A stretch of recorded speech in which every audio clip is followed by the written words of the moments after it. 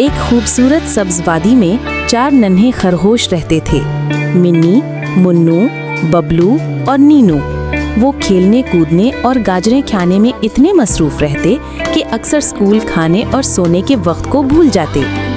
एक दिन एक जादुई घड़ी टिक टॉक उनके सामने आई और बोली, ए नन्हे खरगोशों, आओ मैं तुम्हें वक्त का जादू सिखाऊं।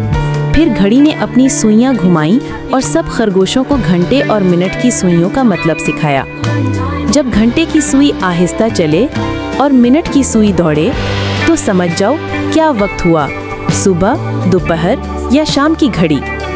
सुबह में वो स्कूल जाते, दोपहर में खाना खाते, शाम में खेलते और रात में सो जाते। रफ्ता रफ्ता खरगोशों ने घड़ी देखकर वक्त पे काम करना सीख लिया। अब वो वक्त के माहिर बन गए थे।